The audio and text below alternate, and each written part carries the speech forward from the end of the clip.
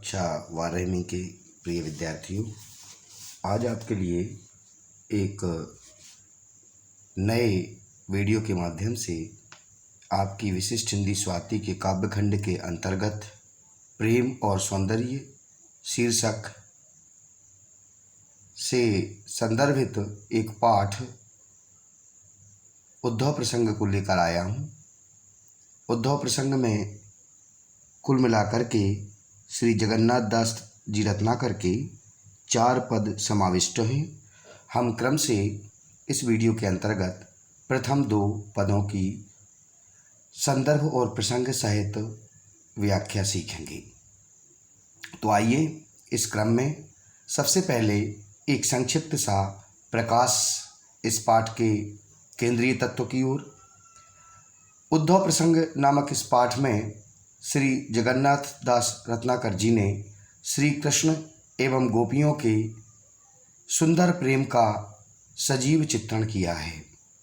श्री जगन्नाथ दास जी रत्नाकर वियोग श्रृंगार के मुख्य कवि हैं और उन्होंने अपने इन पदों के माध्यम से गोपियों एवं भगवान श्री कृष्ण के प्रति अनन्य श्रद्धा और उनके बीच अनुराग का प्राकृतिक एवं सुंदर चित्रण प्रस्तुत किया है।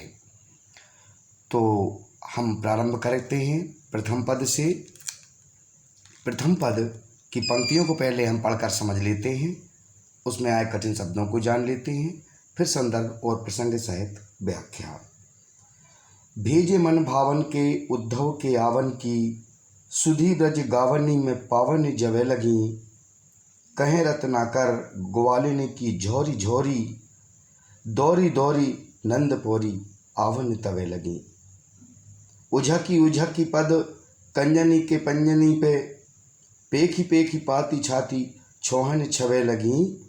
हमको लिख्यो है कहा, हमको लिख्यो है कहा, हमको लिख्यो है कहा, कहन सवे लगी। तो चलिए इस पद के कठिन शब्दों की ओर सबसे पहले हम आपका ध्यान आकर्षण करना चाहेंगे। तो शब्दार्थों के अंतर्गत झोरी झोरी शब्द आया है, अर्थात झुंड के झुंड।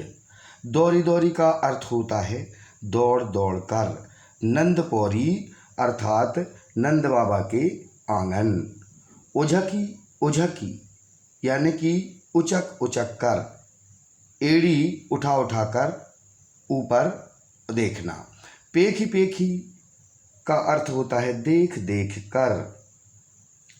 छाती छोहनी छवे लगी अर्थात हृदय से स्पर्श करने लगी। इस तरह से इस पद के अंतर्गत आए हुए मुख्य रूप से कठिन शब्दों के शब्दार्थ को जान लिया है। अब प्रसंग लिखना है। तो प्रसंग कैसे लिखा जाएगा? प्रसंग में लिखेंगे, प्रस्तुत पंक्तियों में कवि ने उद्धव जी के ब्रज आगमन की बात सुनकर श्री कृष्ण जी द्वारा भेजे गए संदेश को सुनने के लिए आ रही गोपियों की आतुरता एवं व्याकुलता का बहुत ही सुंदर चित्रण किया है। अब चलते हैं हम व्याख्या की ओर। भेजे मन भावन के उद्धव के आवन की, अर्थात जैसे ही गोपियों के लिए यह सूचना मिली कि भगवान श्री कृष्ण, मन भावन अर्थात भगवान श्री कृष्ण जी का संदेश लेकर के उद्धव जी आए हैं, उनके आगमन की सूचना जैसे ही उन गोपियों को मिलती है, सुधी ब्रज गावनी में पावनी जवे लगी, अर्थात जब ब्रज के गांव में यह सूचना, यह खबर गोपियां पाने लगी या गोपियों को प्राप्त हो गई, तो कहें रत्नाकर ग्वालिनी की झोरी झोरी। रत्नाकर कवि कहते हैं कि उन गोपियों के, उन ग्वाल बालाओं के झुंड के झुंड, झोरी झोरी अर्थात झुंड के झुंड, दौरी दौरी नंद पौरी आवन तवे लगी, अर्थात दौड़ दौड़ कर नंद बाबा के आंगन में आने लगी, अर्थात वहाँ पर इकट्ठा होने लगी।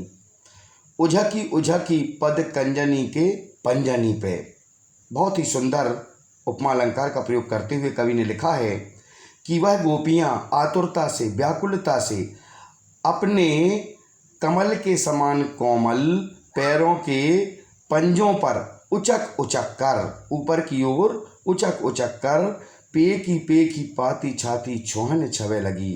अर्थात भगवान श्री कृष्ण द्वारा भेजे गए पत्र को अपने हृदय से स्पर्श कराने का प्रयास करने लगीं और कहने लगीं, हमको लिख्यो है कहा, हमको लिख्यो है कहा, हमको लिख्यो है कहा, कहन सब लगी।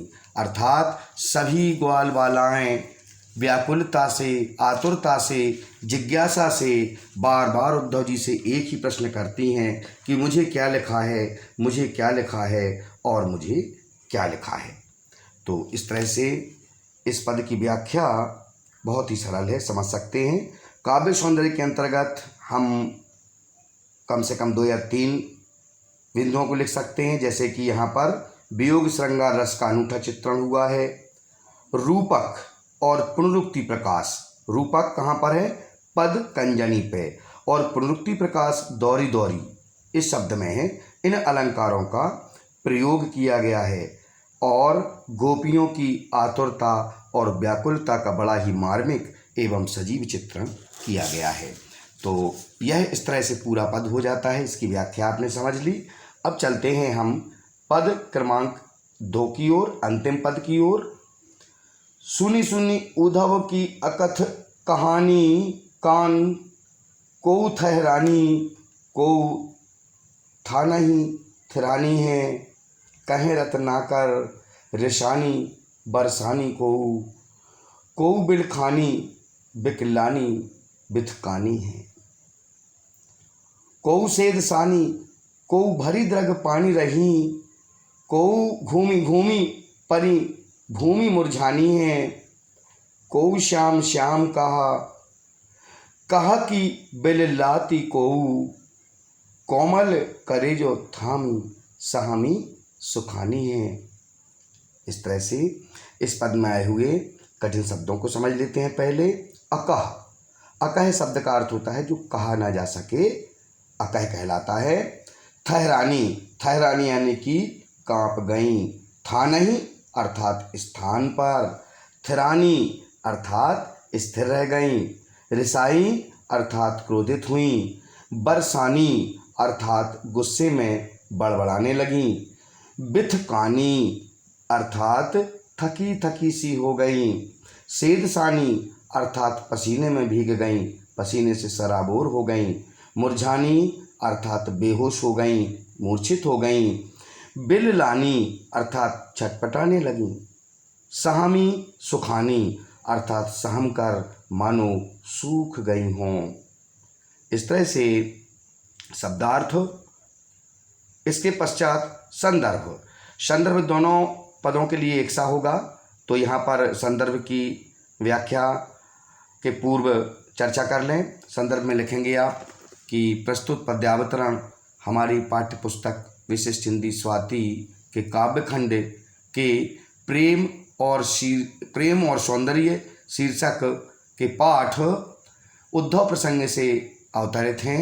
इनके रचयिता कविवर जगन्नाथ दास रत्नाकर हैं। तो इस तरह से यह आप संदर्भ दोनों पदों के लिए, पहले वाले के लिए और इसके लिए लिख सकते हैं।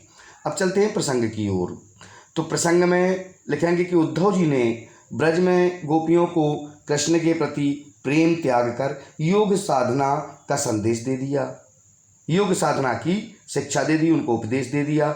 इसको सुनते ही विरह से संतप्त, विरह से दुखी, विरह से पीड़ित, विरह व्याकुल गोपियाँ अत्यंत दुखित हो गईं। तो प्रस्तुत पद्यांश में कवि ने इन्हीं गोपियों की इस विकलता का, इस आकुलता का सुंदर चित्रण किया है। अब चलते हैं व्याख्या की ओर। तो व्याख्या इस तरह से है कि उद्धव जी ने जब ब्रह्म की अकथनीय अर्थात जिसे कहा न जा सके इस कथा को गोपियों को सुना दिया है, तो कोई गोपी तो कांप गई और कोई अपने ही स्थान पर जड़वत स्थिर रह गईं, अर्थात हिल डुल भी नहीं रही हैं। इस प्रकार उनकी स्थिति हो गई। किसी किसी गोपी को उद्धव जी पर क्रोध आने लगा और कोई गुस्से में बड़बड़ाने लगी, कोई बिलख बिलख कर रोने लगी, जबकि कोई व्याकुल हो उठी और कोई शिथिल या निढाल हो करके शरीर से थकी थकी सी दिखाई देने लगीं। उस असह्य विरह वेदना के कारण किसी किसी का शरीर तो पसीने से तर हो गया, किसी के नेत्र आंसुओं के जल से छलछला उठी, कोई कोई चक्कर खाकर जमीन पर गिर पड़ी अर्थात मूर्छित हो गईं, और कोई गोपियाँ बावली सी श्याम श्याम की रट लगाने लगीं और बहक कर बड़बड़ाने लगीं। कोई कोई सहम करके अर्थात डर करके सूखी हुई सी अपने कोमल हृदय को थाम कर रह गईं, स्तंभित रह गईं। बहुत ही सुंदर चित्रण किया है, बहुत ही मार्मिक चित्रण है। काव्य सौंदर्य के अंतर्गत बढ़ते हैं। काव्य सौंदर्य में उद्धव के आगमन पर योग की बातें सुनकर गोपियों के हृदय की मार्मिक स्थिति का चित्रण किया गया है। रत्नाकर जी ने अनुभवों का वर्णन बहुत ही सुंदरता के साथ किया है। अनुप्रास, पुनरुक्ति प्रकाश, विरोधाभास जैसे अलंकारों का सुंदर प्रयोग किया है। तो इस तरह से प्रिय छात्र एवं छात्राओं, इस संक्षिप्त से वीडियो के माध्यम से निश्चित रूप से आपको लाभ मिलेगा। आप इसे ध्यानपूर्वक 2 या 3 बार सुनेंगे, पुस्तक सामने रख लीजिए और यहाँ से बोले जाने वाले अर्थ को पंक्ति शाह मिलाकर के सुनते जाइए। निश्चित रूप से आपको बहुत लाभ होगा और आपको बहुत जल्दी यह समझ आएगा, याद भी हो जाएगा। अगले वीडियो में मैं अन्य शेष रह गए तीसरे और चौथे पद की व्याख्या को लेकर आऊँगा तथा साथ ही साथ अभ्यास के प्रश्नों का हल भी करूँगा। बहुत बहुत धन्यवाद।